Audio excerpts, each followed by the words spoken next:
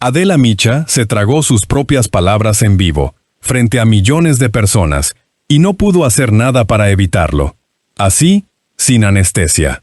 La presidenta Claudia Sheinbaum apareció en la final de la Copa del Mundo sentada junto al presidente Trump, entregando medallas, sonriendo, y todo lo que Micha había pronosticado durante días se desmoronó en tiempo real. Si esto te genera la misma indignación que a nosotros, suscríbete ahora mismo a este espacio, porque lo que viene es peor todavía. Porque no fue solo Adela Micha, fueron varios. Un coro de voces pagadas que durante días construyeron una narrativa entera sobre la base de que Claudia nunca llegaría a Nueva York, que la relación con Trump estaba rota, que el gobierno mexicano estaba humillado, que nadie quería saber nada de la presidenta al norte del río Bravo. Eso dijeron, eso prometieron. Y el viernes, cuando Claudia confirmó su asistencia invitada personalmente por Trump, ese coro entero se quedó mudo, o tuvo que retorcerse en posturas imposibles para no reconocer lo evidente. Suscríbete a este espacio si quieres seguir viendo cómo se les cae la máscara, porque aquí no vamos a dejar de contarlo. Pero para entender por qué esto duele tanto, mis amigos, hay que retroceder unos días.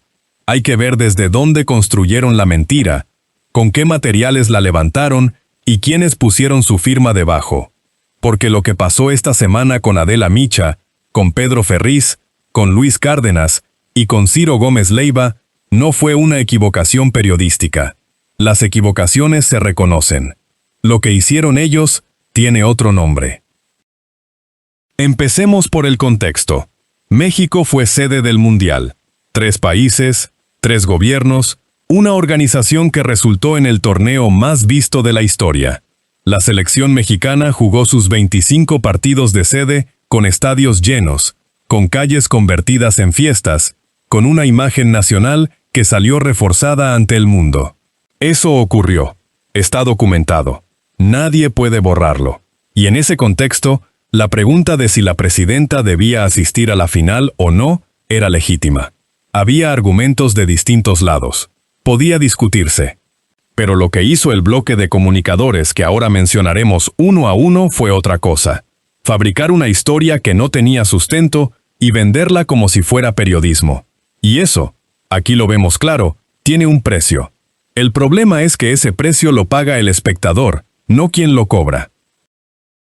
Pedro Ferriz fue el primero en cruzar la línea que separa la especulación de la invención pura. Según él, al llegar al hotel en Nueva York, Claudia fue llevada discreta y urgentemente a una sala interior donde 2 altos funcionarios, uno de la CIA y otro del FBI, le dieron 15 minutos para escuchar un ultimátum, entregar a ciertos personajes o enfrentar consecuencias políticas y económicas. 15 minutos, un ultimátum, una sala secreta en un hotel boutique cerca del Central Park. Ferriz lo contó con nombres, con tiempos, con detalles de decoración casi, con esa seguridad con la que los fabuladores profesionales adornan sus inventos para hacerlos parecer reales. Y lo más grave, mis amigos, hay decenas de miles de personas que lo escucharon y se lo creyeron. Eso es lo que está en juego aquí. Suscríbete a este espacio si te parece que alguien tiene que seguir señalando esto semana tras semana, porque este espacio lo va a seguir haciendo. ¿Y cuál es la fuente de Ferriz? Un contacto. Alguien que sabe. Una persona cercana al proceso. Así habla. Así ha hablado siempre. Nunca un nombre. Nunca una institución verificable. Nunca una grabación. Nunca un documento. Solo la autoridad que él mismo se otorga con el gesto de quien guarda secretos importantes. Y el mecanismo funciona porque hay una audiencia dispuesta a creer cualquier cosa que confirme lo que ya piensa. Ferriz lo sabe, lo explota, lo ha hecho durante años, pero esta semana la realidad lo aplastó con una imagen que valía más que todo lo que él dijo. Claudia Sheinbaum de pie junto a Trump, entregando la copa, con el mundo entero mirando. Luego estaba Adela Micha. Aquí hay algo que merece detenerse, porque Adela tiene un historial específico que hace que su actuación de esta semana sea especialmente reveladora. Micha lleva meses con un discurso de analista seria, de periodista que critica con argumentos, de voz que supuestamente no responde a ningún interés particular. Ese es el personaje que vende. Y ese personaje esta semana apareció enojada, con una intensidad que iba más allá del análisis político. Había algo visceral, algo personal casi. Y mientras la veíamos así, con esa rabia que le desbordaba, hay una pregunta que no podía dejar de flotar en el aire. ¿De quién cobra Adela Micha para ponerse tan furiosa cuando la presidenta hace algo bien? Porque resulta, y aquí empieza el primer golpe de hipocresía que necesitan escuchar con atención, resulta que el Instituto de Cultura del Estado de Chihuahua le pagó a Adela Micha más de 1,5 millones de pesos por una sola hora de charla. Una hora. Dinero público. Presupuesto del contribuyente chihuahuense. Y la tarifa que cobraron fue 2,000% más cara que lo que habría costado cualquier experto real en el tema que supuestamente se trataba. 2,000%, mis amigos. Piensa en eso un momento. 2,000% más cara. Cuando Adela Micha habla de Claudia Sheinbaum, con esa rabia que parece salida de las entrañas, hay que preguntarse quién firma sus cheques y qué espera a cambio de esa firma. Y eso todavía no es lo peor. Porque no es solo Micha. El mismo gobierno del estado de Chihuahua ha firmado convenios millonarios con su empresa.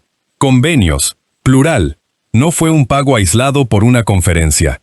Fue una relación sostenida, construida con dinero público, cuya recompensa tiene una forma muy concreta: cobertura favorable, ataques a quienes el pagador quiere atacar, y silencio cómplice sobre lo que no conviene mencionar. Así funciona el chayote en su versión moderna. Ya no es el sobre en efectivo de los años 80.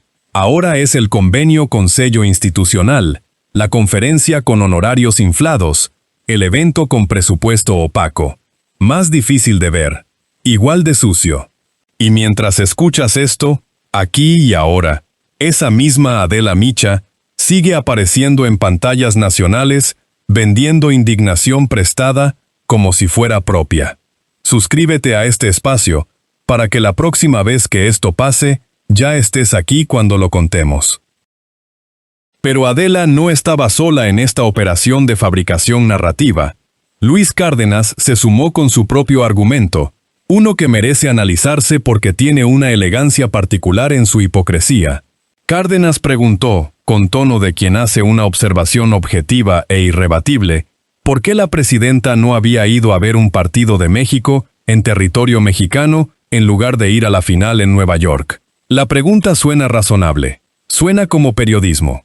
Pero hay un detalle que Cárdenas nunca mencionó. Quizá porque hacerlo habría destruido su propio argumento antes de que terminara de pronunciarlo. Los boletos para la final en Nueva York eran considerablemente más caros que cualquier partido disputado en territorio mexicano. Claudia Sheinbaum había dicho públicamente, semanas antes, que los precios le parecían excesivos y que esa era una razón para no asistir. Cárdenas usó esa declaración como arma. Lo que no dijo es que si los precios en México le parecían caros a la presidenta, los de Nueva York lo eran aún más. Pero eso no importaba. El argumento ya estaba en el aire. El daño ya estaba hecho. Y Cárdenas ya había cobrado su turno frente al micrófono. Lo de la contradicción del avión militar merece un párrafo aparte porque tiene una textura especial. Claudia tenía boleto comercial. El vuelo se canceló por tormentas eléctricas sobre Nueva York. Usó entonces un avión de la Defensa Nacional para llegar a tiempo. Simple, documentado, con explicación pública y transparente de la presidenta en la mañanera. Y aún así, varios de estos comunicadores utilizaron ese avión como munición, insinuando un gasto injustificado, un privilegio inaceptable, una ostentación de poder. El mismo Luis Cárdenas que señaló esto, mis amigos, cubrió durante años las presidencias de Felipe Calderón y Enrique Peña Nieto, sin dedicar un solo segundo de indignación al avión presidencial que Calderón compró y Peña Nieto usó con una frecuencia y un lujo que haría sonrojar a cualquier monarca europeo. Ese avión, Ese sí real, ese sí pagado con miles de millones de pesos del erario, nunca generó en Cárdenas la misma temperatura moral que un vuelo de emergencia en avión militar durante una tormenta. Ya lo sabes, amigas y amigos, la indignación selectiva tiene precio, y ese precio alguien lo fija. Y mientras todo este coro desplegaba su narrativa, ocurrió algo que nadie de ellos anticipó, o quizás sí lo anticiparon y apostaron a que no pasaría. Trump llamó a Claudia, personalmente. Le dijo que la quería ahí. Le dijo que estaría sentada junto a él. Y Claudia fue, y ahí estaba. Y el mundo lo vio. Todo lo que habían construido durante días, la imagen de una presidenta ignorada por Washington, de una relación bilateral en su peor momento, de un Trump que no quería saber nada de México, se evaporó en el momento en que las cámaras capturaron a los dos líderes en el mismo palco. Ciro Gómez Leiva, que había llegado al extremo de afirmar que la presencia de Claudia en Nueva York sería una humillación para México, tuvo que tragarse sus palabras en pantalla. Las tragó despacio, con la cara de quien mastica vidrio y hace esfuerzo para que no se note. Marco Antonio Regil cobró casi 320,000 pesos del erario chihuahuense por hablar de mentalidad sana. 320,000 del presupuesto público, en un estado donde la crisis de suicidios es documentable y donde los recursos para prevención real son insuficientes. Paola Rojas facturó más de 400,000 pesos por una hora hablando de negocios. Ella, cuyo perfil político siempre ha estado alineado con el mismo grupo que hoy financia esos eventos. Y Chumel Torres protagonizó un festival llamado Chuafest, donde la producción costó 3,400,000 pesos del erario, y donde el director de la Junta Municipal de Agua, que supervisó el gasto, guarda un silencio tan absoluto que ya de por sí responde la pregunta. Todo esto con dinero tuyo, con el dinero de los chihuahuenses, con el presupuesto que debería ir a hospitales, a escuelas, a pavimentación, a servicios básicos. Y ahora, llega lo que cambia todo. Aquí está la pieza que conecta lo que parecían historias separadas y las convierte en un solo mecanismo.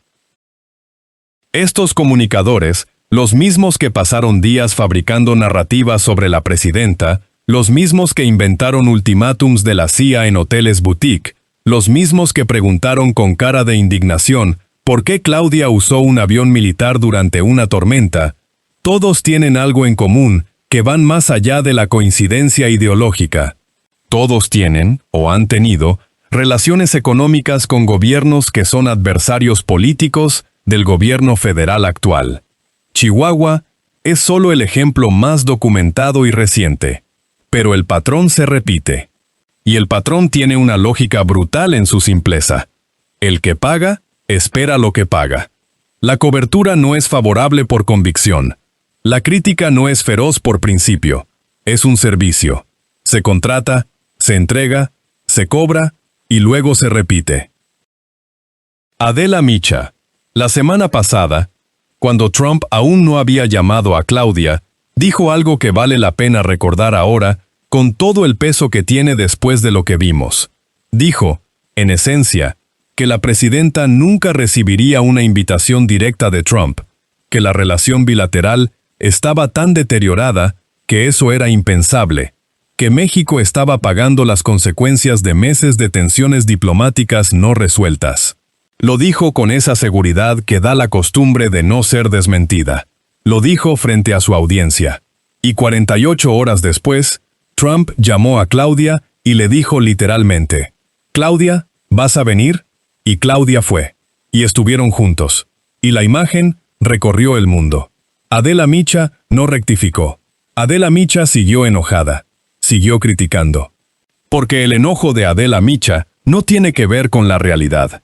El enojo de Adela Micha tiene que ver con quién firma su cheque y qué necesita que el público piense. Suscríbete a este espacio si quieres estar aquí la próxima vez que alguien así se quede sin argumentos, porque van a quedar sin argumentos de nuevo, y aquí vamos a estar cuando eso pase. Y aquí llega la pregunta que nadie de esos comunicadores va a hacerse frente a sus propias cámaras. Si Adela Micha, si Pedro Ferriz, si Luis Cárdenas, si Ciro Gómez Leiva, reciben dinero público de gobiernos que tienen interés directo en debilitar al gobierno federal, ¿cómo puede llamarse periodismo lo que hacen?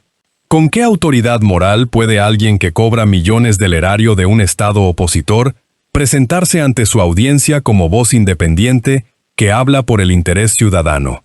La pregunta incomoda.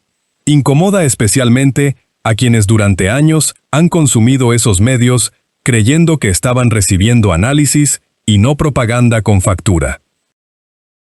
Las consecuencias de lo que pasó esta semana se están procesando todavía. En el plano político, la imagen de Claudia Sheinbaum en ese palco junto a Trump es un activo diplomático real que los adversarios del gobierno federal van a tener que cargar durante meses.